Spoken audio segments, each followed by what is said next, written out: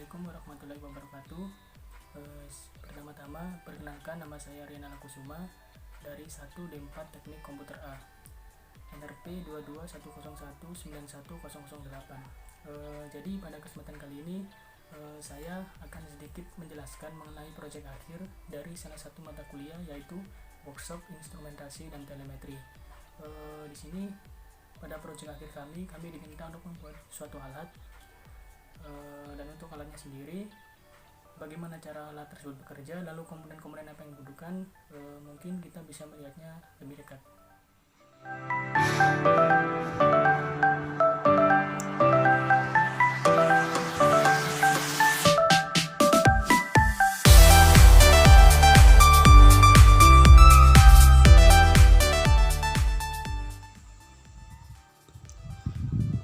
Baik, jadi seperti inilah kurang lebihnya proyek yang telah kami buat. Jadi pada proyek ini dapat dikatakan sebagai rangkaian TSOP. Kenapa TSOP? Karena pada dasarnya rangkaian ini lebih memfokuskan daripada sensor TSOP itu sendiri, dimana TSOP pada alat ini sendiri digunakan sebagai input data, atau bisa dikatakan sebagai penerima suatu signal yang kemudian akan dimasukkan ke dalam transistor yang digunakan sebagai switch tegangan untuk clock. Jadi sebagai contoh, apabila di gate counter menerima input, maka akan menghasilkan suatu output pada Q0, dan ketika di gate counter mendapatkan inputan lagi, maka data akan berada pada Q1 dan seterusnya. Untuk lebih jelasnya, mungkin nanti akan sedikit saya demonstrasikan tentang alat ini.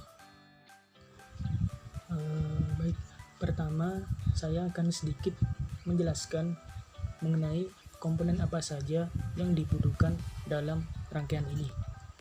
Yang pertama jelas yaitu power supply, di mana pada alat ini saya menggunakan baterai sebesar 9 volt. Kenapa 9 volt? Karena pada salah satu komponen IC misalnya, IC di sini membutuhkan daya sekitar 5 volt agar dapat bekerja dengan baik. Nah, bagaimana tegangan tersebut dapat menjadi 5 volt sedangkan input tegangan itu sendiri sebesar 9 volt? Jadi di sini terdapat komponen yaitu IC voltage regulator 7805, di mana komponen ini sendiri berfungsi untuk mempertahankan atau bisa dikatakan menstabilkan tegangan pada level tertentu saat tegangan tersebut melewatinya. Nah, voltage regulator ini sendiri dapat berfungsi sebagai input tegangan sebesar 7 sampai 35 volt dengan outputan sekitar 4,8 sampai 5,2 volt. Jadi sebelum melewati voltage regulator 7805 itu sendiri, tegangan terlebih dahulu akan melewati dua dioda yang berada di sini. Dioda di sini bertipe 1N4007, di mana dioda di sini dapat berfungsi untuk mencegah terjadinya kerusakan pada komponen lainnya dengan cara memblok tegangan yang masuk. Jadi dapat dikatakan sebagai penetralisir atau mengurangi kerusakan pada alat. Sebagai contoh, semisal tegangan terlalu besar, maka dioda secara otomatis akan memotong tegangan tersebut, yang bertujuan untuk voltage regulator itu sendiri mendapatkan tegangan yang cukup, dalam artian tidak sampai menimbulkan panas yang berlebih. Lalu di sini juga terdapat 3 LED, dan masing-masing LED ini memiliki fungsi tertentu. Yang pertama, LED pada bagian ini. LED pada bagian ini berfungsi untuk indikator bahwasanya alat telah mendapatkan tegangan. Jadi, semisal apabila saya masukkan baterai, maka LED ini akan menyala. Itu menandakan bahwasanya alat telah mendapatkan tegangan dan siap untuk digunakan. Lalu pada bagian LED ini sendiri juga berfungsi sebagai indikator Tapi perbedaannya, untuk LED ini sebagai indikator bahwasanya alat telah menerima inputan dari remote ataupun push button. Bisa dilihat pada LED ini, apabila saya menekan remote-nya, maka LED akan berkedip. Kedipan tersebut merupakan indikator bahwasanya ada data yang masuk melalui sensor. Lalu di sini juga terdapat LED bar 10 pin, di mana LED ini nantinya juga berfungsi sebagai outputan yang keluar, di mana LED ini akan menyala secara bergantian tergantung pada masukan yang diberikan. Seperti yang saya jelaskan sebelumnya, bahwasanya misal LED yang menyala berada pada Q0, maka setelah diberikan inputan baik dari remote maupun push button, maka LED akan berpindah ke Q1 dan diberi inputan lagi berpindah ke Q2 dan seterusnya. Lalu di sini juga terdapat kapasitor. Beberapa kapasitor di sini berfungsi sebagai pemfilter atau penghilang ripple. Lalu juga terdapat beberapa resistor di sini yang pada dasarnya fungsi dari resistor itu sendiri yaitu menghambat tegangan yang masuk. Sebagai contoh, misalnya pada IC ini membutuhkan daya sebesar 5 volt. Jadi secara otomatis semua yang ada di sini, komponen yang ada di sini akan diberi daya sebesar 5 volt. Nah, resistor ini sendiri berfungsi untuk menghambat tegangan yang masuk untuk beberapa komponen. Seperti contoh pada LED. LED sendiri apabila diberikan tegangan sebesar 5 volt secara langsung, maka LED akan secara otomatis terputus dan tidak akan dapat menyala kembali. Maka dari itu di sini dipasang resistor agar daya yang masuk tidak melebihi kapasitas LED itu sendiri. Lalu juga di sini terdapat sensor DSOP. Nah, sensor inilah yang dikatakan sebagai komponen utama atau komponen yang paling penting.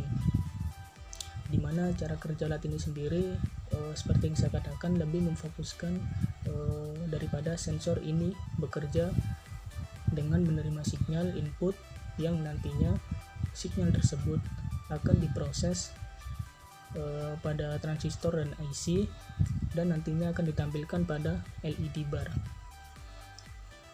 Di sini juga terdapat pin out atau bisa disebut pin header, di mana pin-pin ini nantinya akan berfungsi untuk meletakkan jumper, di mana kita akan menentukan LED bar mana yang akan berjalan dan yang akan dilewati.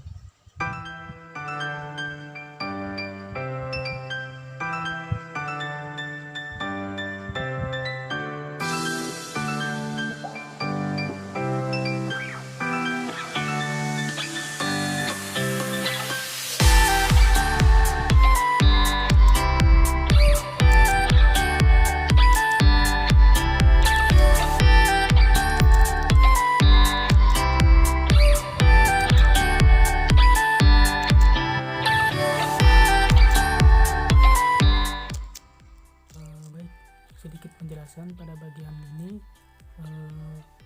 bahwasanya saya telah memasang jumper pada pin Q9, di mana jumper tersebut berfungsi untuk melakukan reset. Jadi pada saat nantinya LED bar akan menyentuh Q9, dia tidak akan melewati Q9 karena saya telah melakukan reset, jadi dia akan kembali kepada posisi awal. Sebagai contoh di sini dia sekarang pada posisi Q0. Jadi apabila saya berikan inputan, nah sekarang dia berada pada posisi Q8. Jadi apabila saya berikan inputan, maka dia tidak akan masuk pada Q9. Nah, dia akan melewati Q9 secara langsung karena kenapa? Kembali lagi, saya telah melakukan jumper pada reset Q9, jadi dia tidak akan melewati Q9. Tidak hanya menggunakan remote, alat ini juga dapat menggunakan push button sebagai input.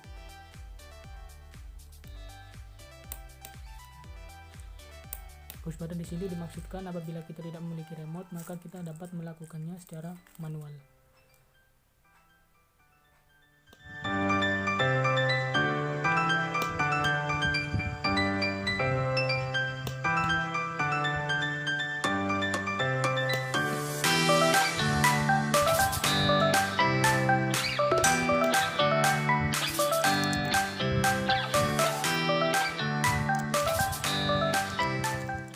Mungkin seperti itulah penjelasan serta demonstrasi dari alat saya. Kurang lebihnya saya mohon maaf. Dan untuk pembuatan alat ini sendiri ada beberapa hal yang perlu diperhatikan, yaitu yang pertama, perhatikanlah pemasangan pada setiap komponen, dimana jangan sampai komponen ada yang terbalik saat memasang. Dan juga perhatikan pada setiap solderan, karena apabila komponen tidak tersambung mungkin disebabkan oleh solderan yang kurang rata. Mungkin sekian dari saya, kurang lebihnya saya mohon maaf. Assalamualaikum warahmatullahi wabarakatuh.